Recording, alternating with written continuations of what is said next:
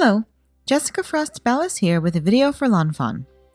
Today I'm combining a few old and new sets with some stenciling to create this festive New Year's card.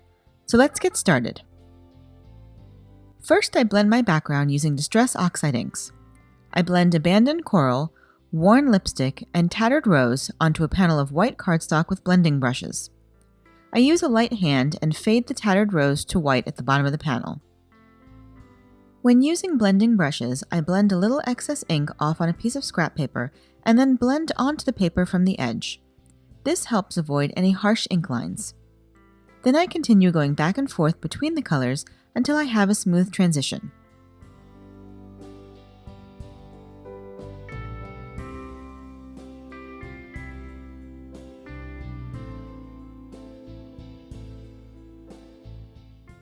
Next, I tape a single layer of the Lots of Hearts background stencil over my panel.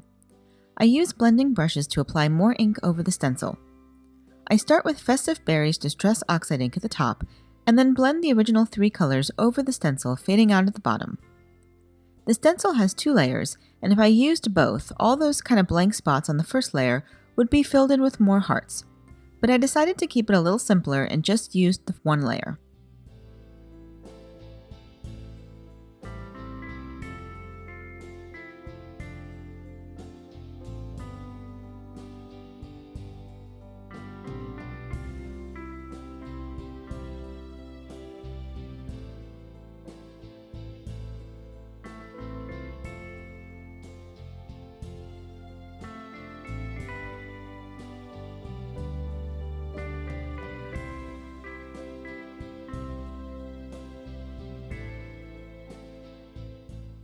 Once I'm done blending, I carefully remove the stencil and dry the panel.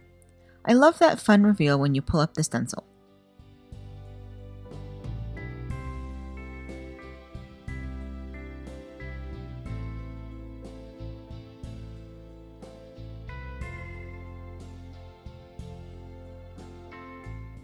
Once the panel is dry, I splatter it with water and then let it dry completely.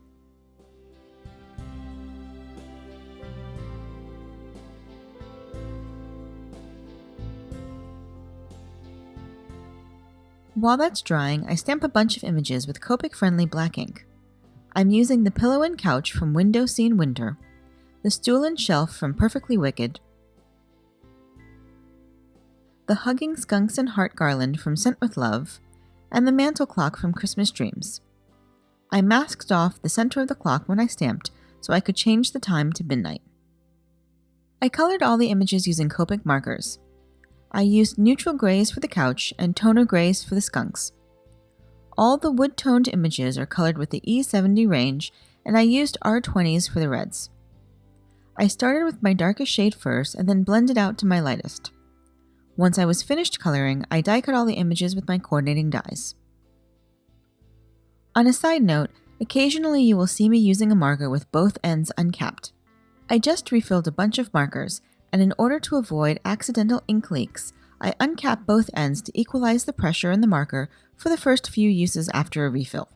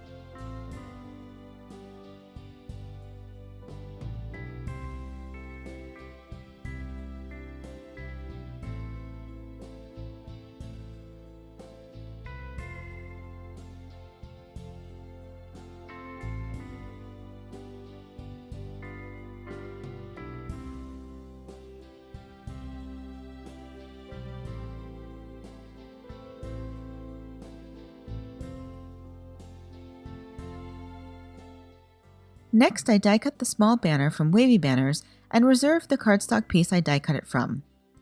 I placed the negative in my MISTI and used it to line up the sentiment. Then I fit the banner back into the negative using a piece of tacky tape to hold it in place from the back. I stamped the sentiment from Winter Wavy Sayings with embossing ink and heat embossed it with white embossing powder. Since the die is a solid die, it's easier to die cut first and then stamp to make sure the sentiment is centered properly. I die cut the Scripty Cheers die 3 times from black cardstock and once from black glitter cardstock and adhered them together to create a thick chipboard-like sentiment with a little dimension.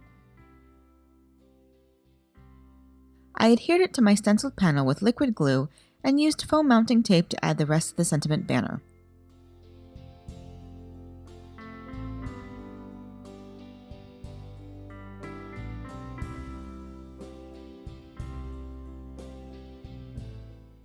Then I adhered the rest of my images, adding white gel pen accents as I built up my layers.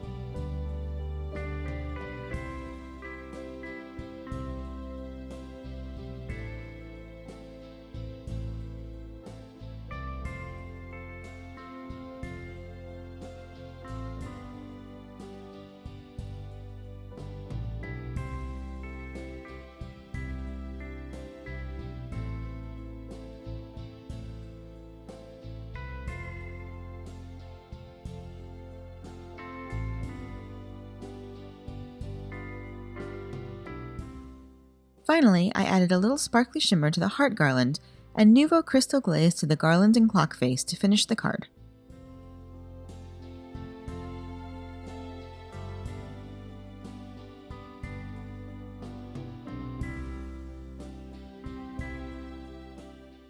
And that's it. I hope you enjoyed today's video, and if you did, I'd love for you to give it a thumbs up and leave a comment. Be sure to subscribe to the lawnfawn channel for even more crafty inspiration. Thanks so much for watching, and until next time, have a fantastic day and happy crafting. Bye!